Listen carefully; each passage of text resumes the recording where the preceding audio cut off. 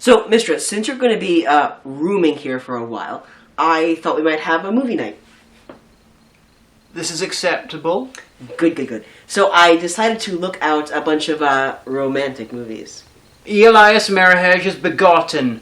Is that romantic? It is if you're high enough. I got you, fam.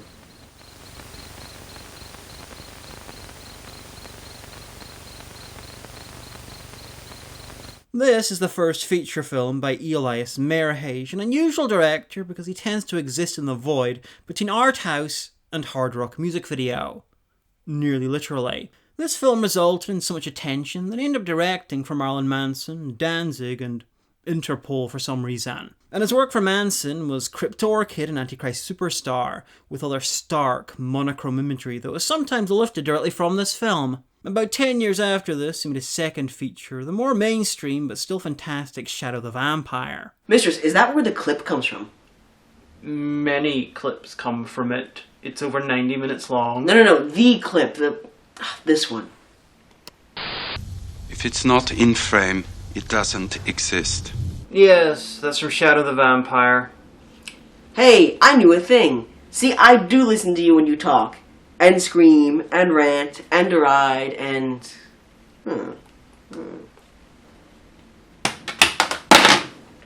Unfortunately, it appears that if it is out of frame, it does still exist. Ever since Shadow came out 20 years ago?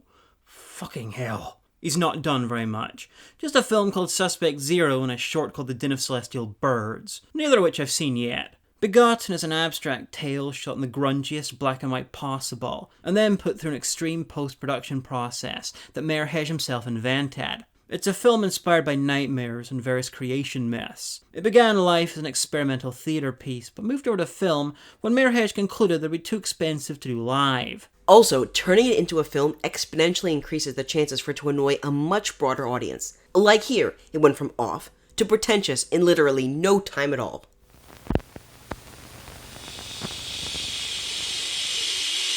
Stop that! It's strangely profound, too. It reads like Gene Wilder Willy Wonka lines that were rejected for being slightly too on the nose. Language bearers, photographers, diary makers, you and your memory are dead, frozen, lost in a present that never stops passing. Here lives the incantation of matter, a language forever!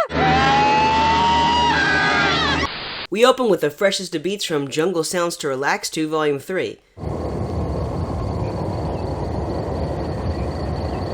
Admittedly, a bit of a come down from Volume 2's smooth mix of dire pain. I like that one. It sounds like someone, somehow, crossbred Vaporwave with the despair of listening to Vaporwave. And for visuals, we get this amazing sight. You know, it looks like your average photograph of a cryptid, but turned into a whole wildlife documentary. The cabin from Evil Dead fell in hard times after a breakout role. She was a big name in Hollywood, celebs would do anything to come inside her, but before long the roles dried up. No one wanted to film a family romance with an alien or a biblical epic in a rundown horror cabin, so she was abandoned with a broken foundation and a terrible black and white mold problem. Eventually, this is the only work she could get. At one point, she tried to end it all by leaping from the Hollywood sign. But that just wasn't practical because she was about a foot taller than it. So sad.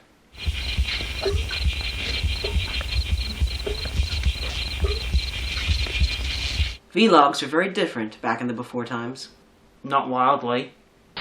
Hi, gentle viewers, I'm Diamanda, and I'm here to tell you about how awesome libertarianism is. But before that, I want you to like, subscribe, and to hit that bell. But now, on to libertarianism.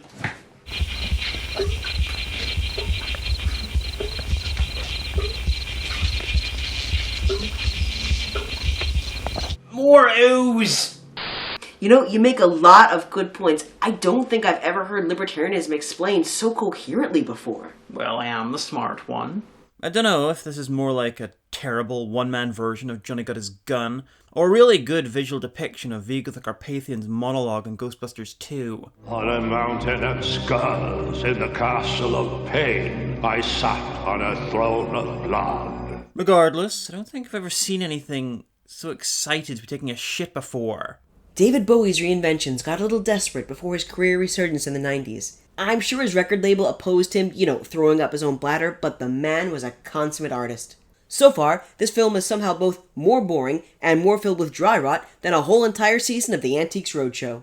I think whoever that is trying to give birth to a Lost Tool music video. The operative word here being try. I'm sure the plot's around here somewhere. Now, this might appear to be the exact point where intestines meet uncooked pizza dough, but this is actually God disemboweling himself in order that the rest of the movie might live, because if he didn't, we'd be watching him in his chair for the next 70 minutes. Good call, because, even that'll get boring eventually. Hundreds scarred forever by a shared blood ritual, and yet a positive atmosphere, a sense of a job well done, a shared sigh of relief, very much like the bizarre euphoria at the end of an hour's vomiting. I love the look of this film. It's really showing that I could be doing so much more to physically injure the eyes of people who watch my videos. So God's dead, so I'm gonna give Kevin Sorbo a hug. And even dead, God somehow keeps farting and pissing out mints. His bowels doth move in mysterious ways. And that's a very serious medical issue. Are you sure he's dead? I mean, God's not dead wouldn't lie. That's a sin. Well, I'm still alive. It's not my fault they keep aiming their prayers in the wrong direction. Maybe I was wrong. Maybe he's not dead, and this is his new plan to drown the world properly. He's just given the human race a couple of billion years to do something that really pisses him off. The thing I like about this film is that it reminds me of the work of Stanley Kubrick. Oh, really? Yeah, I mean, it's completely impossible to tell the difference between an actor and a prop. Now, if we stop talking for 5 minutes... You'd at first be thankful and then very bored, but you'd also wonder what this repetitive sound is.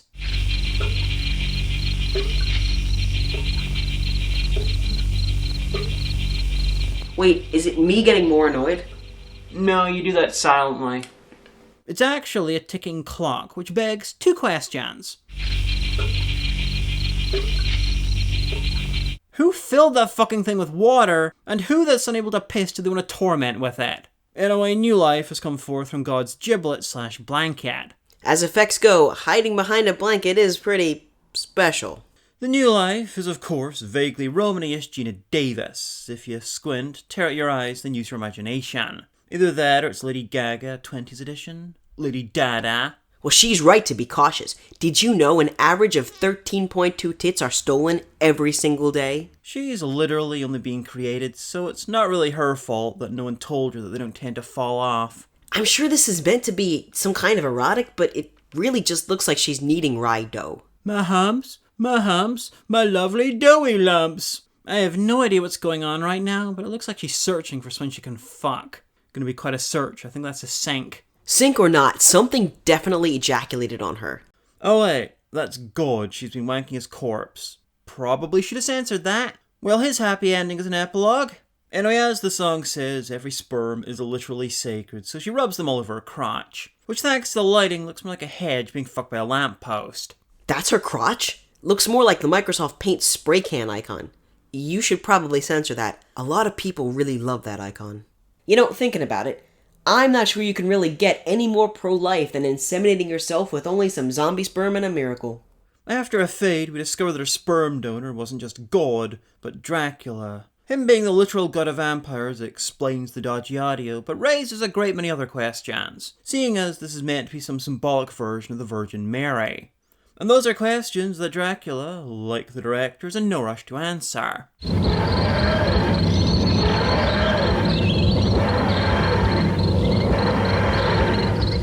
Rub-a-tum-tum, I wish I had a lot of fucking rum.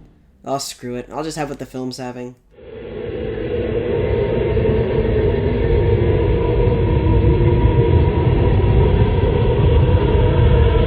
Hey, is that a dead body or the corpse of the world consumed by man's frailty? In this lighting, it's so hard to tell. I have no idea what's going on, but damn, those leaves look terrified. I'm fairly sure that's because this other shot's the Bridge of Death, and being leaves, they're unlikely to know anything about swallows, laden or otherwise. The woman's given birth to a harlequin ichthyosis Jesus. Naturally, he's fully grown and larger than she is. Of course! I'm kind of sad they skipped over the birth. You'd think this film would have been all over it. Ugh.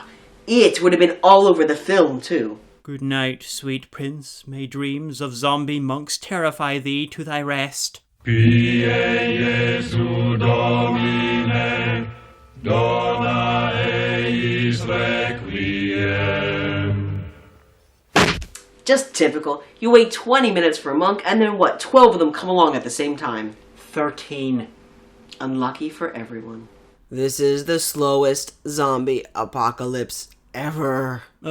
Someone's clearly never seen Zombie Lake. The Nazgul are gonna be so pissed off when they realize they're either eons too early or a few thousand years too late to find the Baggins, depending on how young Earth this creationism is.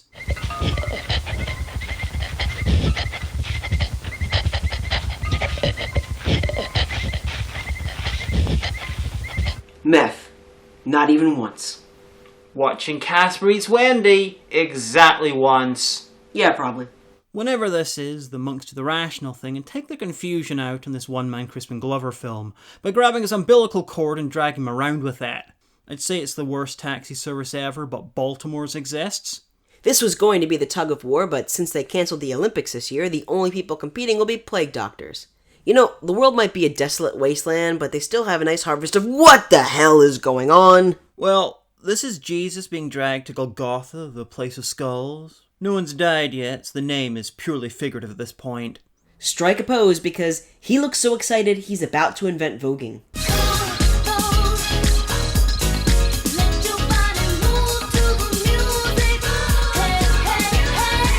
You know, I think I see the Jesus thing now. He's just vomiting up the 40 loaves and fishes.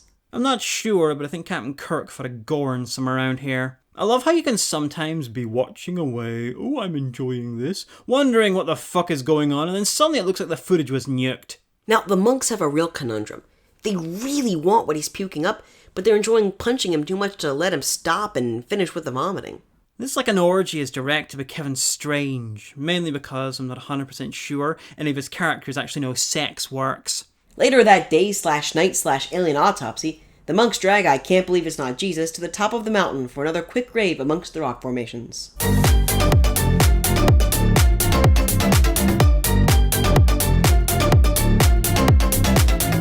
The more I watch of this, the more I'm remembering that the Phantasm series is notoriously confusing. Anyway, as they're about as bored with the writhing as we are, they eventually chuck him into a volcano. For budgetary reasons, the lava might be played to be undefined black shapes and waterboarding.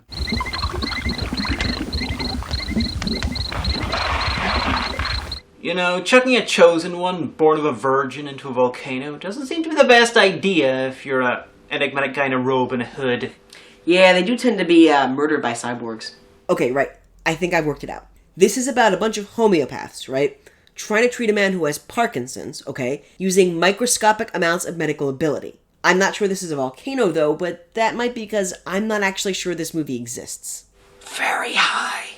The monks then hit on a new plan, other than hitting him some more. Set a fire and then chuck him in it. Writhing the flag over Iwo Jima. Now, it's a bit of a combo breaker because the film's suddenly breaking its earlier established rules by doing something that can be classified as an actual activity, presumably cooking. Don't look at me. I'm irrelevant. Just so you know, all this takes a while. We've seen the sun/moon/rise/set at least 5 times at this point. This has taken so long, the monks have lost interest in burning/eating him. That makes this official Bible/fic. Ayy. How are you doing with troll face when you have no face? That good. Hell, it took so long that they made him Roman Emperor. It took so long that he invented the toga. Of course, the lighting's so bad that maybe he was always wearing it, no one could fucking tell. You know, if you took out all the random shots of writhing in this, you'd have a medium-sized GIF. Okay, assuming that was a volcano and or a fire pit, we seem to have missed the actual chucking of him into it, which is a tad disappointing, but that is in keeping with the themes of the film. Anyway, this is the aftermath where he's rescued by his mother, long after she ceased to be useful when it came to any kind of rescue. You know, I'm kind of sad that we missed that guy getting chucked in. Should I imagine why? Well, then I could have said, that dude is on fire, we don't got no water. Let the motherfucker burn? I, too, am expecting the incest to start at any moment. I think you mean start again. The semen for the virgin's birth at the start came from God, and he was Mary's dad, so Jesus' parents are his mother/aunt and his dad/grandfather. which suddenly all kinds of explains his troubles doing anything but writhing. Just hanging out with the family, having ourselves a party. I really don't understand how she got involved again. If there was a plot, that might have been a problem.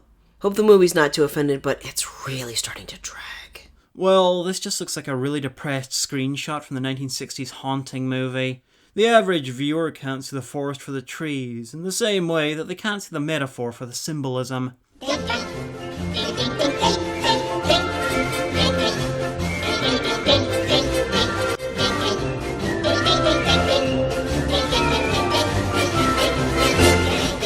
I really don't know if the monks came across the writhing man and his mother in this construction site by chance, or if they sought him out because they had this really weird gnawing feeling that they hadn't hurt him quite enough.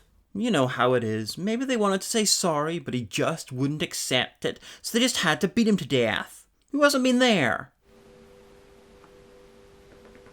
Okay, without the apology first.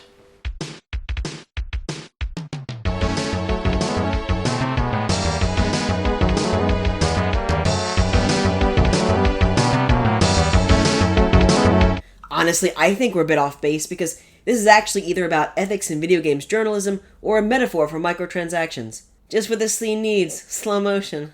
You know, I think it took me about a minute to even notice it, but I also think that time has no meaning when this film is on. Now, you might wonder what the writhing Jesus guy's mother is doing while all of this is going on. Well, frankly, so is she. So it's a usual night so far. They've gone out clubbing. Hoist by his own umbilical cord. It's like Shakespeare by way of David Cronenberg. Gotta say, these guys get incredible mileage out of their abuse victims. Well, that might be because they're not so much beating him as gently fondling him. Now, didn't your mothers ever tell you not to play in a construction site? And they're stripping. Oh no! Didn't your mothers ever tell you not to do that on a construction site? Can I say it? Well, Take a shot! Ding, ding, ding, ding. I love how they cut from the monks molesting him to them dragging him up a hill. It's like they don't know they've already pulled. I don't know what they're doing, but it's taken them so long that all the actors went home and they've had to be replaced by shadow puppets. I thought you said this was a romantic film. I said it was romantic if you were high enough. I am higher than Robert Wadlow, and I'm bored, and I'm horrified. How am I all these things at once? The magic of Begotten. I really hope they didn't spend too much on any of these shots. It's not like we can see anything happening in them. Having concluded their business with the Jesus guy, the monks then move on to his mother. Yeah. Hold up. Is sex happening? I don't know. I feel like it's probably meant to be happening right about now. It's deeply experimental and symbolic. Rape with what looks like a seashell. I don't think I need to say it, but none of this is appropriate behavior for a lumberyard either. I'd suggest they suddenly got wood. But that's not how epigenetics works. Weirdly, the most recognizable thing in the soundtrack are the Tweety birds. I thought a pussy dead. Now, in failing to accomplish anything, the motion picture, it looks like they might be cleaning her, but this might be the exact opposite of cleaning someone. Maybe they're like evil raccoons, compulsively beating their food instead of washing it. Behold the field in which I grow my fucks. I think it's full of corpses, but it's really hard to tell. And she's dead. Yay!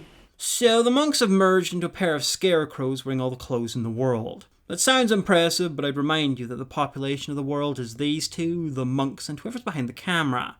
They decided that there's still not been enough carrying on, so the mother is dragged away to this lovely location from classic Doctor Who. Correction, that's all the locations from classic Doctor Who. Once in the quarry, they mistake it for Amiga fault and waste their time trying to find the holes made just for them. When they fail, they elect to create their own. One of them using his dick. This is Snow White and the Seven Dwarves, except Snow White is the name of whatever long-forgotten pagan ritual Merhej did to get this level of post-production. Okay, from this angle, they look like wicker samurai. Hi-ho, hi-ho, it's off to work we go, digging for shit in the symbolism mines. Hi-ho, hi-ho, hi-ho, hi-ho. Doc, you won't believe the rich vein of metaphor I found down here. We'll be rich in meaning. You know, I can handle most of the shit that goes on in this film, but I need to know, why does it always sound like there's a train in the background? Listen. Transport. They need to get that raw allegory down to town before sundown, or their cut of the profits will merely be literal. Which sundown? It's happened 18 times so far. Meanwhile, and I'm sure this imagery would be haunting if we could tell what it is, the movie, they found the original lost NASA footage of the moon landing. The conspiracy nuts were right. It was filmed in New Jersey. Okay, I could buy the moon landing being faked, but only an idiot would believe that anyone would ever deliberately film anything in New Jersey. And Kevin Smith doesn't count. He's a myth. The writhing guy is still writhing, but with movement this time. Now, this development is short-lived, however, as the monks, or whoever they are, find him again and beat him to death. This might be the longest attempted murder in human history. Human history is about 3 weeks old at this point. Anyway, they do the responsible thing and plant their god people good and deep, hoping for a bountiful harvest of religions to kill each other over. In time, the rains come, nourishing the land, and I assume the mother and son are reborn from the earth. Stop to think to themselves, well, that was a weird month, and try to remember what they were doing when they were so rudely interrupted. The end. Why, Fauna, what's the matter, dear? Oh, I just love happy endings. You know, I really hope the monks / whoever they are decide they have better things to do than try to kill them again. Like, kill each other instead. So, have any thoughts about the film as a whole? In one word or less? Fuck. First up, I am not entirely sure you can call your film a success if you need to explain the plot through the characters' names. This was stupid and pointless and pretentious, and I blame every single student film ever. We get it, okay? The Bible. Quite honestly, I'd love to see a different origin myth agonized over and wanked over to the same extent. Actually, now that I think about it, a lot of cultures reference a creator deity literally molding the first humans from clay, which would fit this mud aesthetic perfectly. No one using heavy-handed, impenetrable symbolism is ever as clever as they think they are. I mean, I ain't saying, but I'm just saying, if you know what I'm saying. Personally, I think it's a fascinating, though boring, film. It really helps if you have a rough knowledge of a few creation myths and keep the Wikipedia article open while you watch it. I much prefer Shadow the Vampire, but this is worth a watch if you feel like experiencing the zen place between disturbing and bored shitless. This was inspired by Mayor Hedge's nightmares, and it creates the emotional state that he intended to, making it a spectacular success as an art film. But it's most definitely not for everyone. Besides, who doesn't want to know about this guy from Star Trek V's adventures before he met Cybok? That alone makes it worth a watch. So, were you high enough for that to be considered romantic? I don't think I'm capable of either of those things anymore.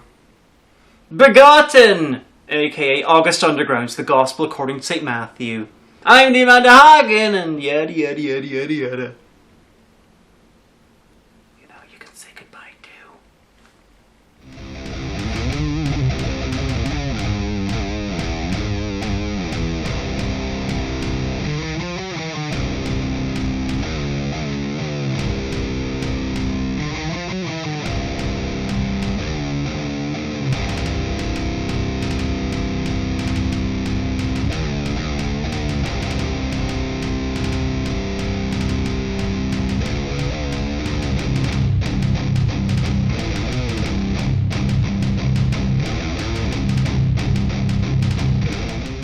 And now, my beautiful watchers, it's time for me to tell you about how feminism is cancer.